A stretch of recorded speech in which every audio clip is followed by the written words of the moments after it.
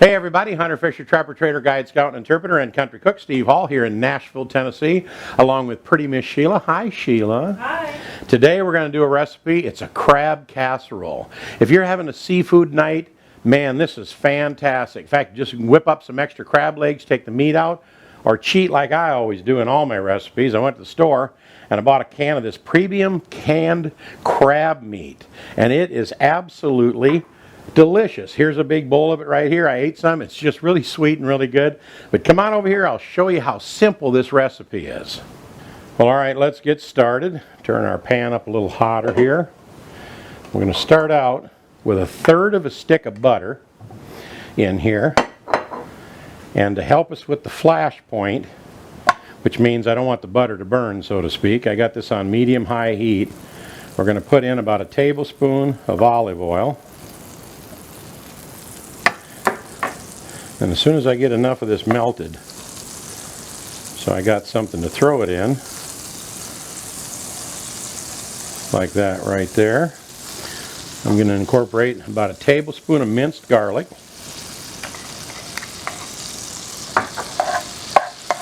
So we want to kind of brown that up in there, along with, I use sweet onions on almost everything. And you only need about 1/4 of a cup for this recipe because we don't have a lot of crab meat. We don't want it to be overbearing, but I do use sweet Vidalias. I guess you could use a red onion if you want, but I just like a white sweet onion. Just as long as it says sweet onion on the bag, I buy it, but I try to get sweet Vidalias. Let me get this going and softened, and we'll be right back in a second. All right, our garlic is just getting a nice little brown to it, and our onions are soft. We're going to put in about 1/4 cup of cream. Heavy whipping cream in here. Incorporate that. This is the easiest recipe in the world to do because it's just these 3 or 4 little ingredients. And nothing could be a better recipe for a red wine than this recipe right here. So this is a perfect opportunity for me to show you Shotgun Red's Touch of Sweet Wine. It's available only in the state of Tennessee. We only need about a little shot glass worth. Right there, just a touch. Now we got our cream, we got our butter, we got all our goodies. It's time for the crab meat. And that, my friends, is all there is to it except for one more little procedure, which is going to be so good. Now, I wanted to put this in individual serving dishes, and all I could find was 2 different color ones, which kind of reminds me of the time we did Nashville Now years ago, and David Allen Coe came on there, and he had two different colored boots on. Ralph said, "David, you got 2 different colored boots on." He said, "Yeah, I know." He said, "I love them." He said, "In fact, I got another pair just like them at home." I just never forgot that. I thought that was pretty cool. Now that just soaked up all of that cream and that butter and that garlic and goodies. And you know what I'm going to do, Sheila? I'm going to put in another little 1/4 stick of butter and another 1/4 cup of cream. Be right back. All right, another little 1/4 stick of butter and another 1/4 cup of cream. You know me, I change recipes. If I don't like something the way it looks, I change it. And for measurement's sake, I know some of you are saying, how much crab meat did you put in there? This says 1 pound. Wow, this is a 1 pound can. 16 ounces of crab meat for this recipe, so it'll turn out the same way as ours. Oh yeah, see, that's starting to look a lot better. That's what I was looking for. Not like a soup, but I want it nice and buttery and creamy. And all we have to do is just really get this mixed well and hot, because we're going to transfer this to these little dishes. And we're going to cover it with Parmesan, fancy shredded Parmesan cheese, and we're going to bake it in the oven until it's got a golden brown top to it. Then you'll have a couple of servings of crab casserole that your guests are just going to love. So we're going to fill this up about to right. A little more. Let's spoil them. That looks pretty good. Same thing with this little guy over here. I'm going to turn this burner completely off on this little saucepan. I love this little electric frying pan. It is so good.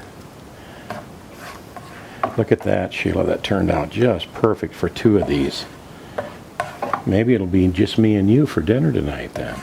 Sounds romantic. And we'll take the rest of that Shotgun Red Touch of Sweet wine, chill it in the refrigerator, pour it in a glass, and as it warms up to room temperature, it gets better and better and better.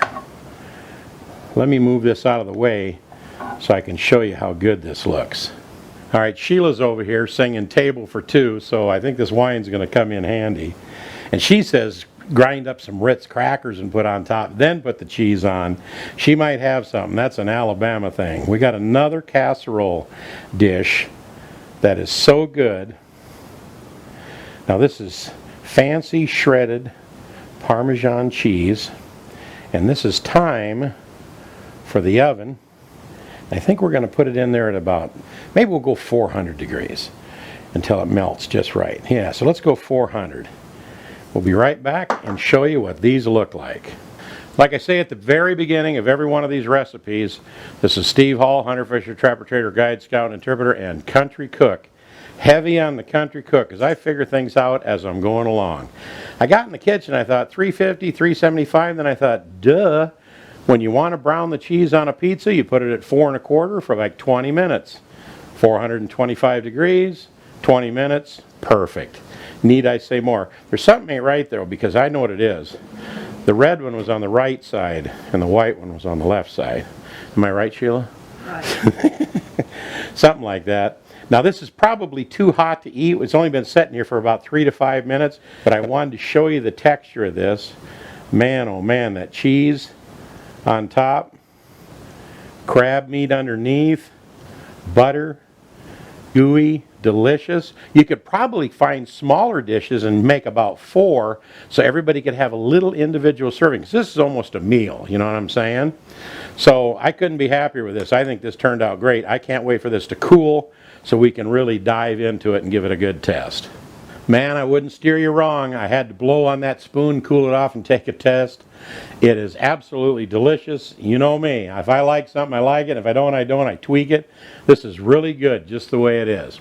I hope you subscribe to our channel. That's Crab Casserole here at the Shotgun Red Country Cooking Kitchen, so to speak.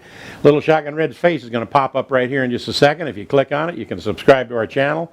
We'll throw another recipe over here that you should like. And in this cooker over here, I got a duck. That's another recipe. I'm getting ready to turn him right now, so I got to finish this recipe. But I hope you subscribe to our channel. I hope you enjoyed our stuff. And Sheila, did you have a good time today? I did. You want the big one or little one?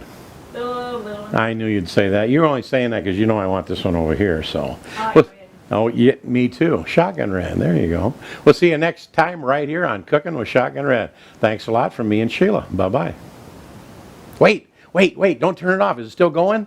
Is this the best crab casserole you ever ate in your entire life? If it ain't, it ought to be. Whew, I almost forgot that. See you next time. Bye-bye.